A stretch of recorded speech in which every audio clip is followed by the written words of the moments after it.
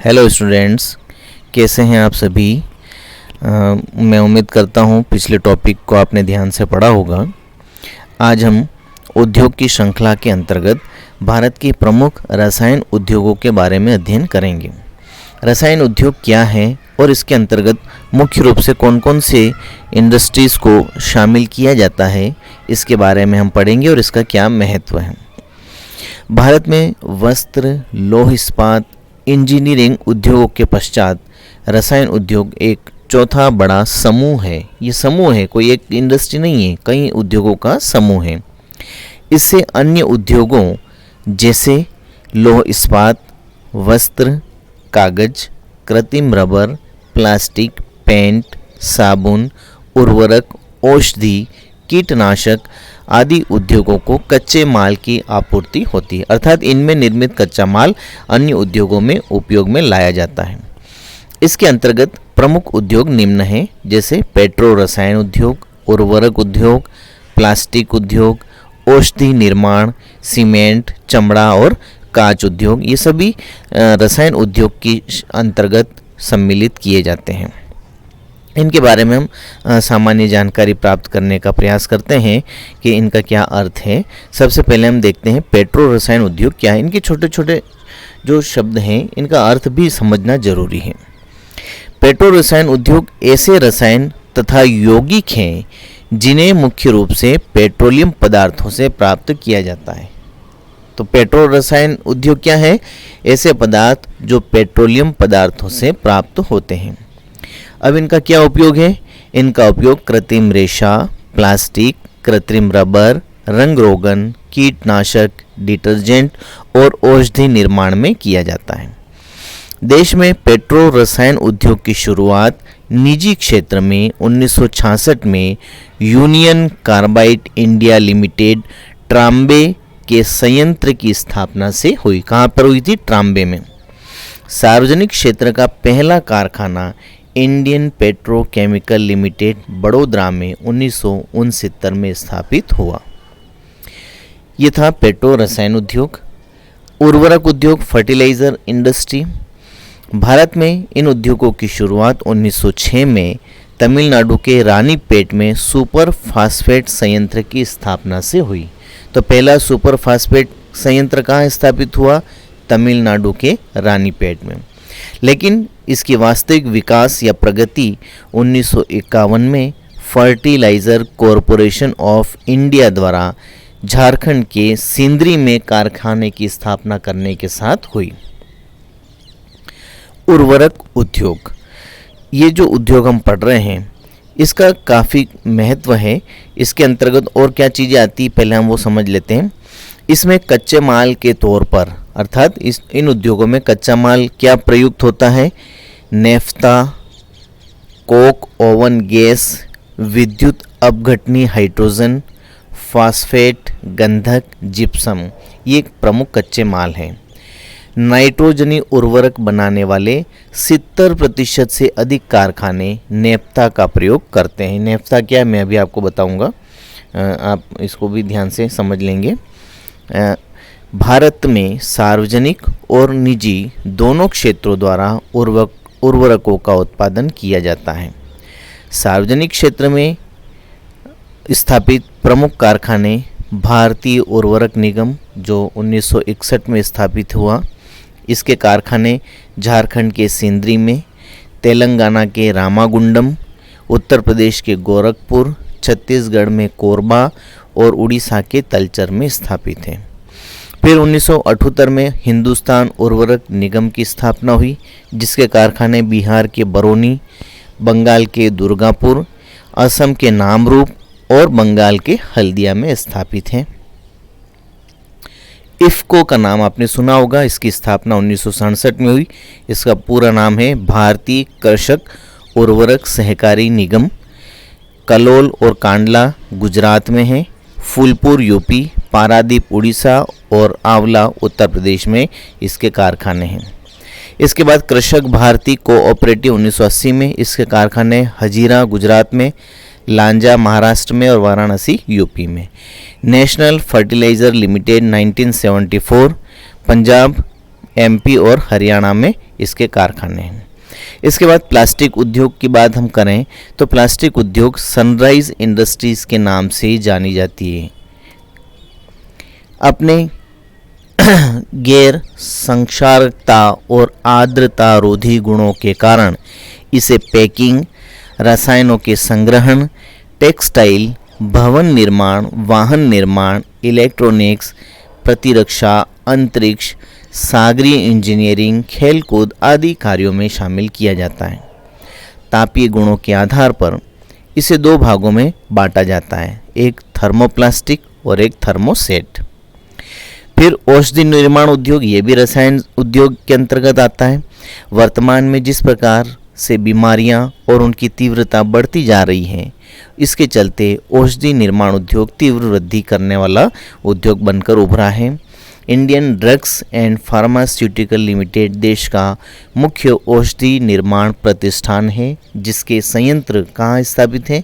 ऋषिकेश, हैदराबाद, गुरुग्राम, चेन्नई, भुवनेश्वर और मुजफ्फरपुर में। Hindustan antibiotics limited Pimpri कहाँ है? पुणे में। इसकी 3 मुख्य इकाइयाँ हैं, नागपुर, बेंगलोर और इम्फाल में। सीमेंट उद्योग की मैं सामान्य जानकारी अभी देता हूँ, इसके बाद इसका पूरा विस्तृत वर्णन हम अगले वीडियो में करेंगे। ये भी एक आधारभूत उद्योग के नाम से जाना जाता है। 1824 में इंग्लैंड में एक स्थान है पोर्टलैंड, वहाँ पर इसकी शुरुआत होती है। शुरुआत में समुद्र की जो सीपियाँ हैं उनके उपयोग से सीमेंट बनाई जाती थी और चेन्नई में 1904 में ऐसा ही एक प्रयास किया गया था, लेकिन वो सफल नहीं हो पाया। पोरबंदर में इंडियन सीमेंट कंपनी ने 1912 में इसकी स्थापना की थी।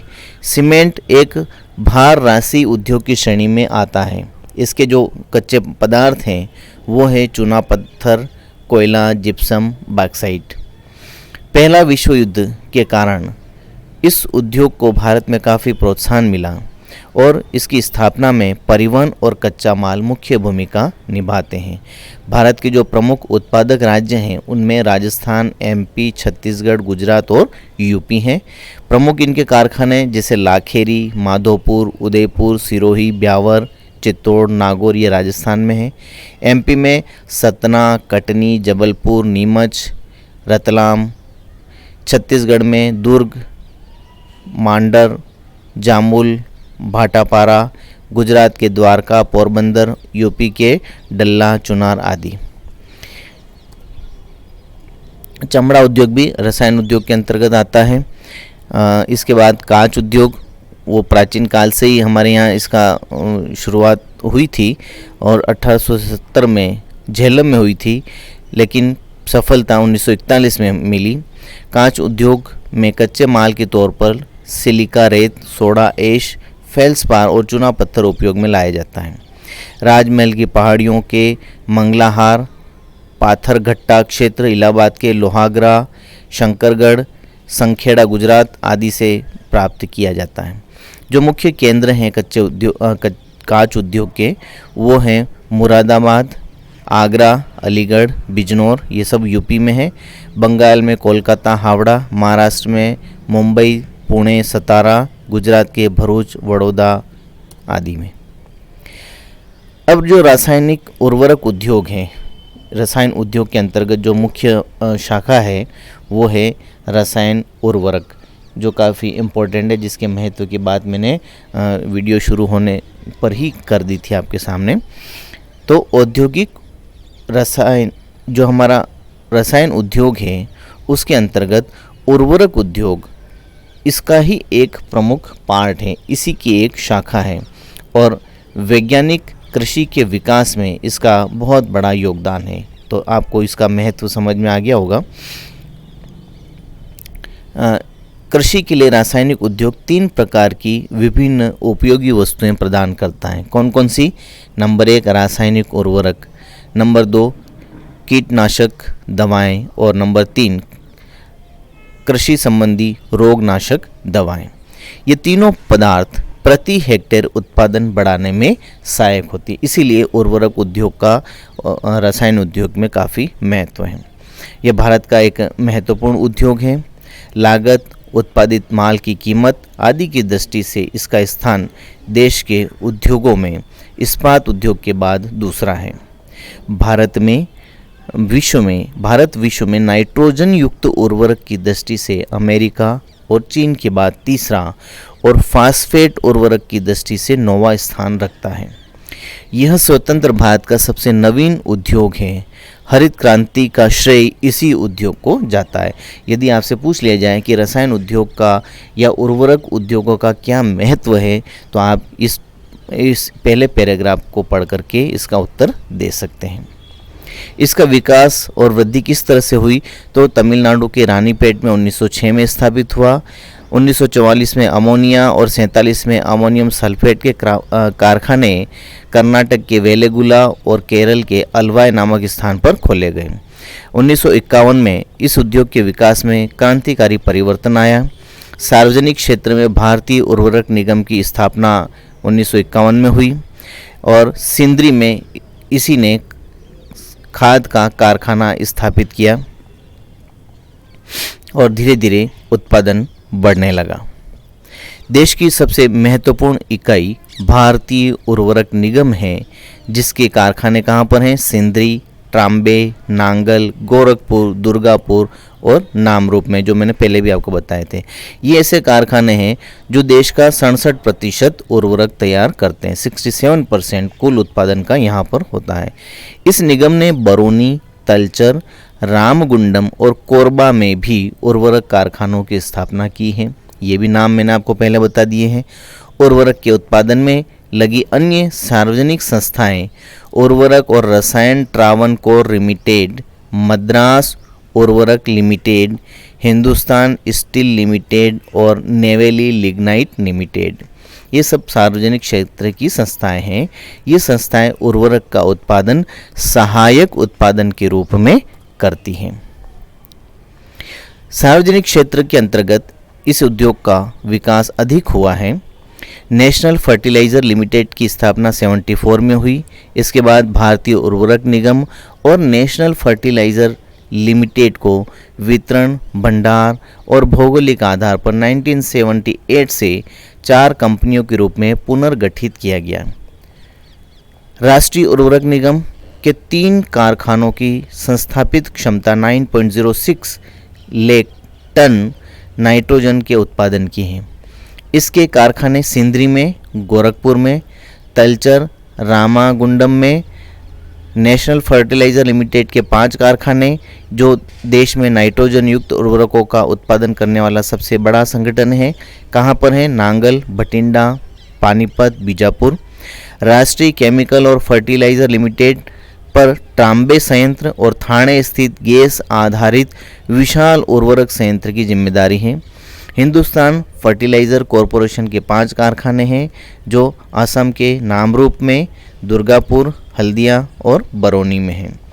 संयुक्त क्षेत्र का उपक्रम मद्रास फर्टिलाइज़र लिमिटेड है। सहकारी क्षेत्र में भारतीय कृषक उर्वरक सहकारिता limited IFFCO, Indian farmer fertiliser cooperative और कृषक भारती सहकारिता लिमिटेड क्रिफको नाम की 2 सहकारी क्षेत्र की कंपनियां भी हैं। तो ये 2 चीज़ आपको ध्यान में रखनी है। कलौर और कांधला में इफ़को की इकाइयां हैं। फूलपुर और आंवला में है। फूलपुर विस्तार और आंवला विस्तार के रूप में है। क्रिफको का गुजरात के हजीरा में एक गैस आधारित यूरिया बनाने का भी कारखाना है। निजी क्षेत्र में इस उद्योग का विकास हुआ है। इसके कारखाने बड़ौदा, विशाखापट्टनम, कोटा, उदयपुर, मंगलोर, वाराणसी, भरूच, एन्नौर आदि में स्थित हैं। IEL कानपुर, DCM दिल्ली, कोरोमंडल, सिकंदराबाद, मद्रास, कोटा आदि में इसके अनेक कारखाने कार्यरत हैं। अब हम बात करेंगे कि जो रसायन उद्योग है, इस रसायन उद्योग के अंतर्गत कच्चा माल क्या है। तो इसमें मैंने शुरुआत में भी बताया था आपको, इसमें नेफ्था एक प्रमुख कच्चा माल है। नेफ्था क्या है? नाइट्रोजन युक्त उर्वरक बनाने के काम आने वाला पदार्थ है। देश के आंतरिक भागों में या बंदरगाह नगरों में जहाँ तेल शोधनशालाएँ हैं, वहाँ पर नेफ्था आसानी से मिल जाता है और वैसे इसकी अधिकांश मात्रा का हम आयात करते हैं विदेशों से, इसलिए नैप्था से उर्वरक बनाने का काम थोड़ा मुश्किल है, क्योंकि विदेशी बाज़ार में इसका मूल्य बढ़ गया है, इसलिए आयात करना थोड़ा मुश्किल होता जा रहा है। कोयला एक प्रमुख कच्चा पदार्थ है। कोयले आधारित तलचर, कोरबा, रामागुंडम में उर्वरक कारखाना स्थापित हैं। सिंदरी, राउरकेला, भिलाई, दुर्गापुर, जमशेदपुर कारखाने कोक ओवन गैस का प्रयोग करते हैं। नेवेली में लिग्नाइट से उर्वरक तैयार होता है। देश में नॉन कोकिंग कोयले के भारी भंडार उपस्थित हैं। इलेक्ट्रोलिटिक हाइड्रोजन का प्रयोग नांगल उर्वरक कारखाने में किया जाता है। फास्फेट युक्त उर्वरक बनाने में फास्फेट पत्थर का प्रयोग होता है। गंधक भी एक कच्चे माल के रूप में काम में लिया जाता है। उर्वरक जो 3 प्रकार के हैं, नाइट्रोजन युक्त, फास्फेट युक्त और पोटाश युक्त, जिनके अलग अलग उदाहरण इसमें दिए हुए हैं। तो इस तरह से हम रसायन उद्योग और उसके अंतर्गत शामिल विभिन्न उद्योगों और उनके महत्व का वर्णन कर सकते हैं। अगले वीडियो में हम सीमेंट उद्योग पर चर्चा करेंगे।